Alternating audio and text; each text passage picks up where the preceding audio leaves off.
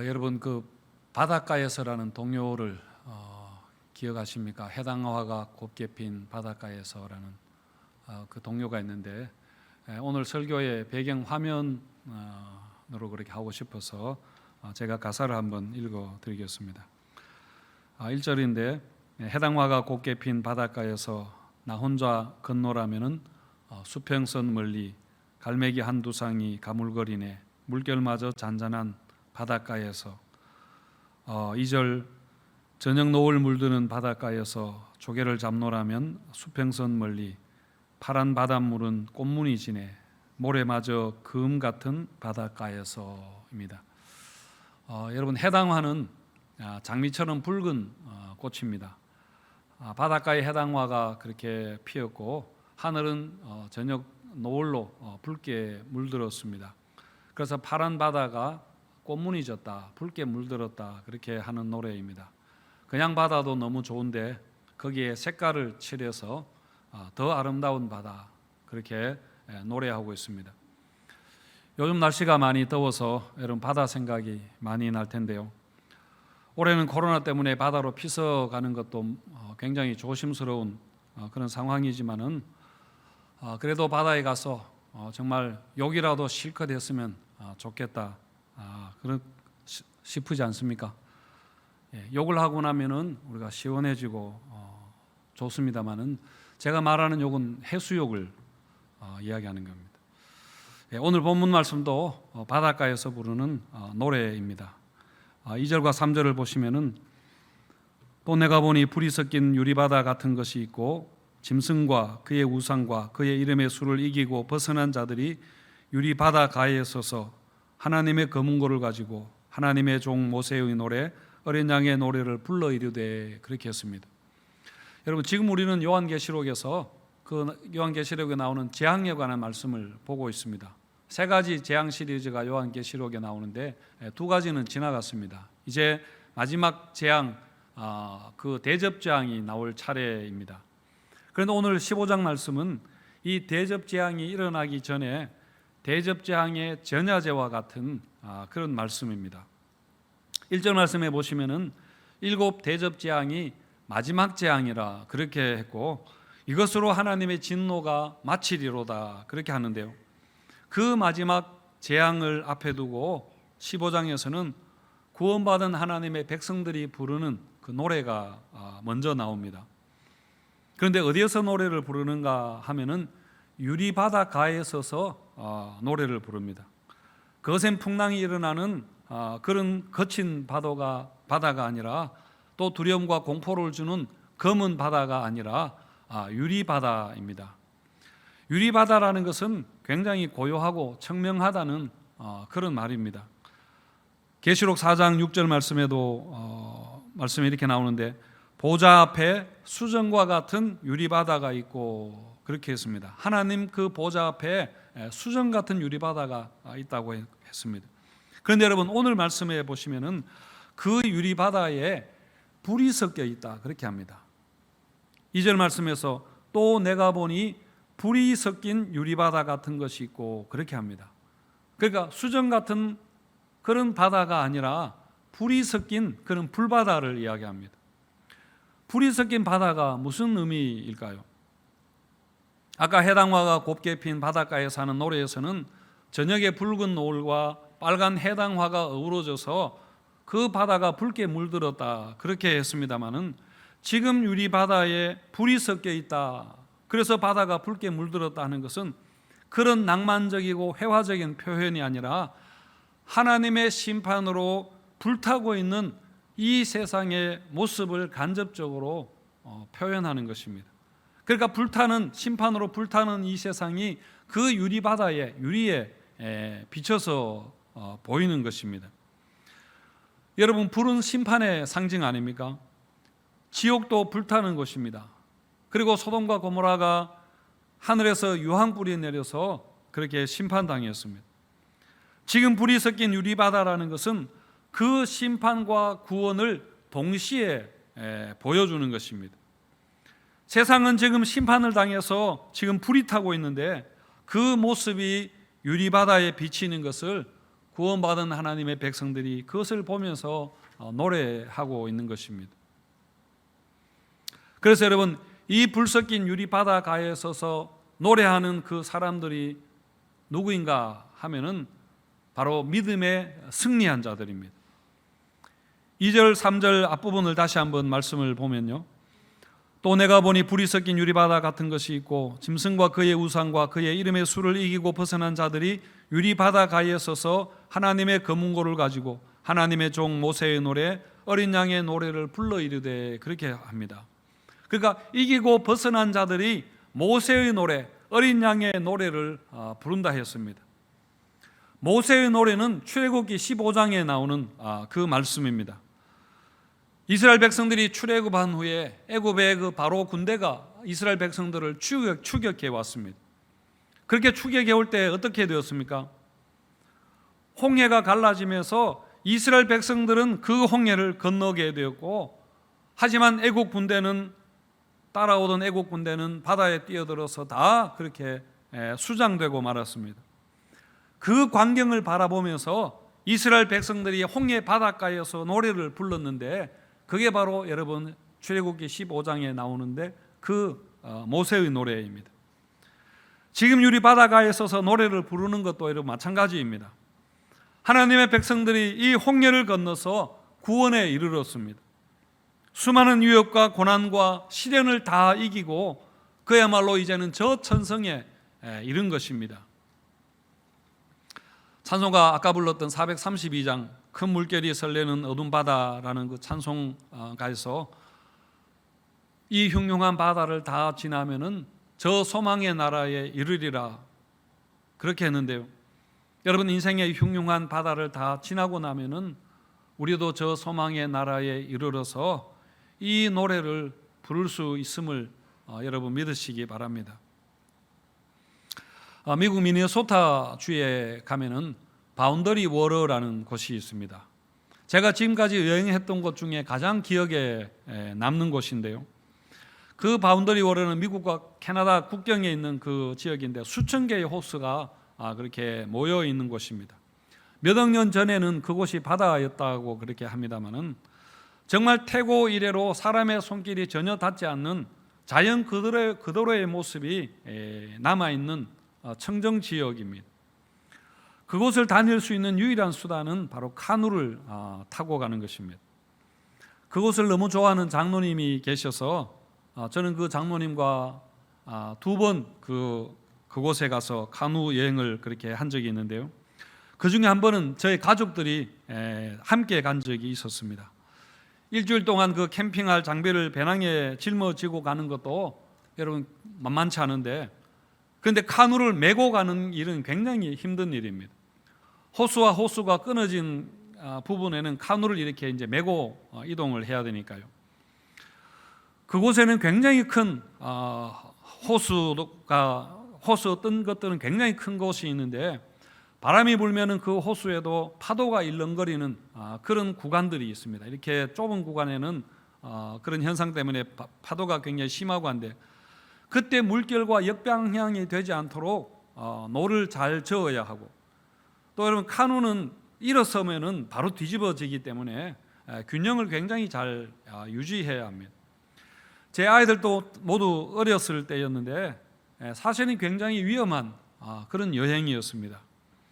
요즘도 그때를 생각하면은 좋기도 하지만은 깜짝깜짝 놀라고 아찔한 그런 마음이 듭니다. 호수 가운데에서 카누가 뒤집어지기라도 하면은 조난 구조대가 있는 것도 아니고 그야말로 인적이 전혀 닿지 않는 곳인데 굉장한 모험이었다, 그런 생각이 듭니다. 저는 여러분 우리가 살아가는 이 인생이 바로 이 카누 여행과 같다고 생각합니다. 특히 우리 믿음의 여정이 이렇지 않나 싶습니다. 카누를 타고 캠핑하는 것은 즐거운 일입니다. 낚시도 하고 밤하늘의 별을 보는 것은 사실은 멋진 일입니다만은, 그런데 여러분 한편으로는 너무나 고단하고 그리고 때로 위험하고 아찔아찔한 그런 순간순간들을 우리가 수없이 지나가고 있습니다. 그런데 여러분, 우리가 어떻게 이 바다를 무사히 건너갈 수 있을까요? 여러분, 그것은 바로 믿음입니다. 인생의 바다를 무사히 지나가는 유일한 수단은 여러분 믿음입니다. 히브리서 11장 29절에 보시면은 앞에 이야기했던 그것에 대한 히브리서 기자의 보도인데요. 믿음으로 그들은 홍해를 육지같이 건넜으나 애굽 사람들은 이것을 시험하다가 빠져 죽었으며 그렇게 했습니다. 여러분, 이스라엘 백성들이 어떻게 홍해를 건넜다고 했나요? 믿음으로 건넜습니다. 그런데 여기서 말하는 여러분 믿음이라는 게 무엇을 말하는 것인가요? 여기서 말하는 믿음이라는 것은 그냥 이 이스라엘 백성들이 하나님의 백성이라는 것입니다. 그냥 단순히 하나님의 백성이라는 것이고, 그래서 하나님이 그들을 건너게 하셨다는 그걸 말하는 것입니다. 반면에 애굽 사람들은 하나님을 믿지 않았습니다. 그게 바로 하나님을 시험했다 하는 그런 말입니다. 여러분, 우리도 마찬가지입니다. 신자나 불신자나 모두 인생이라는 그 고난의 바다를 지나가게 됩니다마는, 그래서 여러분, 우리가 살아갈 때는 다 비슷합니다. 믿는 사람이나 믿지 않는 사람이나 별 차이 없어 보입니다.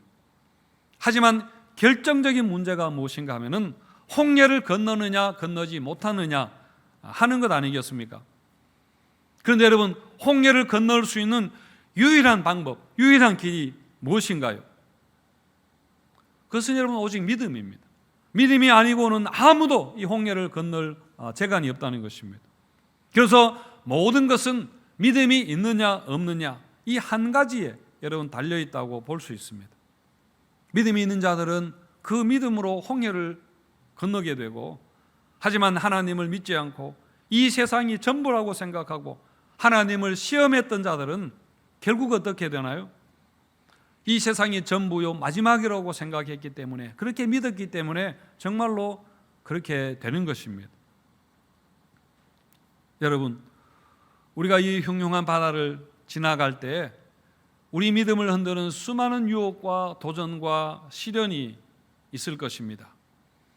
오늘 말씀에서 예로 들었습니다마는 이 바다를 지나고 나서 노래를 부르는 자들은 짐승과 그의 우상과 그의 이름의 수를 이기고 벗어난 자들이라 했습니다. 그러니까 짐승이 이마에 666이라는 그 짐승의 표를 받게 하고 그 표를 가지지 못하면은 매매도 못하게 한다, 그렇게 했는데요. 그런 모든 시련과 환난과 핍박을 다 견딘 자들입니다. 한마디로 어떤 일이 있어도 이 믿음을 지켰던 자들입니다. 여러분, 이런 짐승의 박해가 눈에 보이게만 그렇게 일어나겠습니까? 여러 가지 모양으로 우리 신앙을 여러분 낙심하게 만들고 하나님을 시험하게 하고, 그리고 교회에 실망해서 여러분 떠나가게 그렇게 만들고 있습니다. 코로나도 어쩌면 그런 도전 중에 여러분 하나가 아니겠습니까? 하지만 오직 의인은 믿음으로 사는 줄을 여러분 믿으시기 바랍니다. 여러분, 마지막에는 여러분 믿음입니다. 그래서 우리가 해외여행할 때 여권이나 비자를 잘 챙겨야 하는 것처럼 여러분 이 믿음 잃어버리지 않도록, 믿음 도둑맞지 않도록 여러분 잘 챙기시기를 바랍니다. 우리를 삼키려고 달려드는 이 믿음의 시련을 다 우리가 지나가고, 우리도 저 유리 바닷가에 서서 구원의 노래를 부르는 그날을 소망하면서 오늘도 우리 믿음의 경주에 승리하는 성도님들 되시기를 축원드립니다. 그런데 여러분, 바닷가에서 부르는 노래가 무엇인가 하는 것입니다. 우리가 바다에 가서 부르기 좋은 노래가 어떤 노래가 있습니까? 오늘 15장에서는 바닷가의 선자들이 부르는 노래가 어떤 노래인가 하면은 하나님의 의로우심에 대한 그 노래입니다.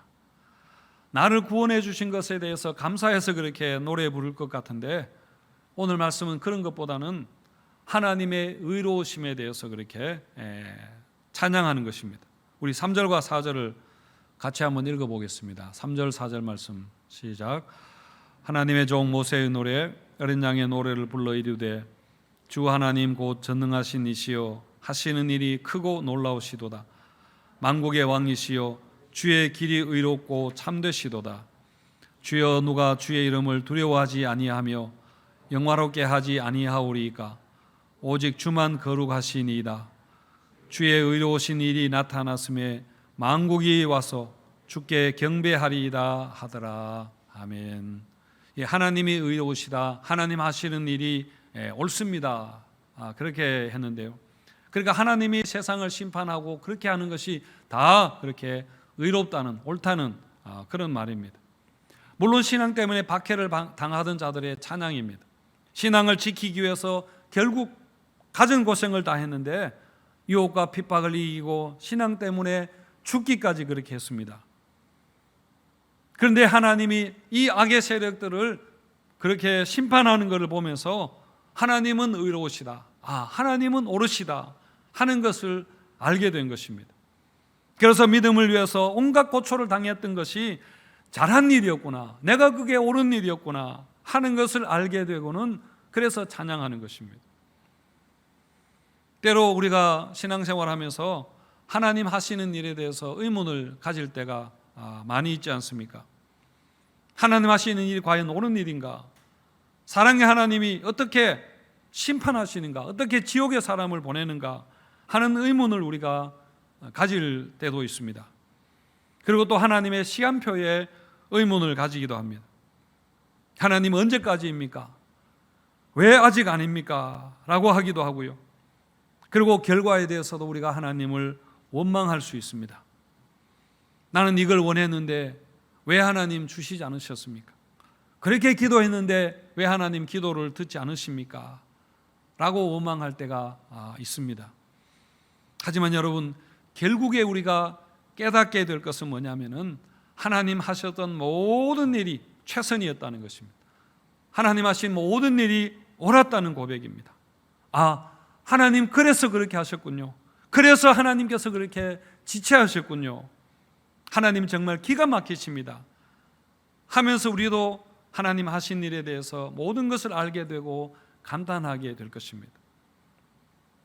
혹시 지금 하나님 하시는 일이 도무지 여러분 이해가 되지 않고 하나님이 아무것도 안 하시는 것 같아서 낙심한 분들 계시다면은 여러분, 하나님이 옳은 분이심을, 의로운 분이심을 여러분 믿으시기 바랍니다. 우리가 믿었던 것이, 믿고 견뎠던 것이 여러분 결국 우리가 나중에 찬양할 그런 내용, 감사의 내용이 될 것입니다. 우리에게 이 믿음이 있다면은 우리는 소극적으로 이 믿음을 지키는 그런 정도가 아니라 우리가 적극적으로 이제는 의를 위해서 우리가 일할 수 있어야 됩니다. 하나님 하시는 일이 옳다는 것을 우리가 말씀을 통해서 믿게 된다면은, 그리고 하나님이 의로우신 분이라는 것을 우리가 믿는다면은 우리도 의를 위해서 살아갈 그런 용기를 우리가 가질 수 있습니다. 지금 우리 사회도 가장 큰 관심이 공정과 같은 그런 문제입니다. 사람들은 공정이 정의라고 그렇게 생각합니다. 물론 공정이 정의인가 생각해 봐야 할 그런 문제입니다만은 어쨌든 세상 사람들도 공정과 정의 이런 것에 큰 관심을 가지고 있는데요. 사실은 여러분, 우리가, 교회가, 우리 성도들이 이 문제에 관심을 가져야 됩니다. 그저께 제가 본 기사 중에 기사 제목이 이랬습니다. 고독사한 31살 청년의 원룸에는 이력서 150개가 있었다 하는 제목이었습니다. 말하지 않아도 무슨 내용인지 짐작이 가실 겁니다. 지금 날씨가 또 굉장히 덥지 않습니까?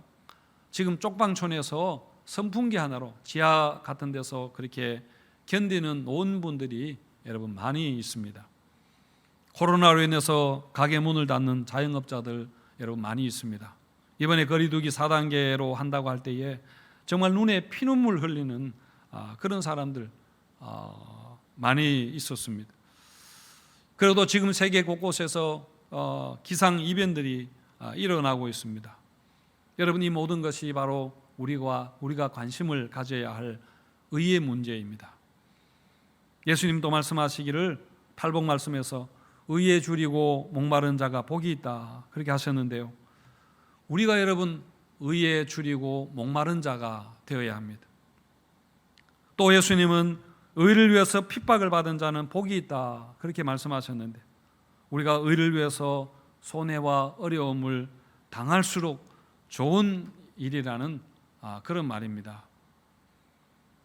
말씀을 마치겠습니다. 사랑하는 성도 여러분, 우리가 마지막에 유리바다가에 서서 노래를 부를 때에 우리는 하나님의 의로우심에 대해서 여러분 찬양하게 될 것입니다. 하나님 하셨던 모든 일이 옳았다는 것을, 의로웠다는 것을 우리가 찬양하게 될 것입니다.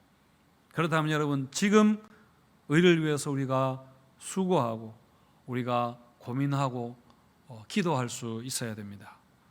그래서 여러분, 우리도 의에 줄이고 목마른 자들이 되시고 의를 위해서 어려움과 고난도 감당하는 그런 우리 모두가 되시기를 주님의 이름으로 축원드립니다.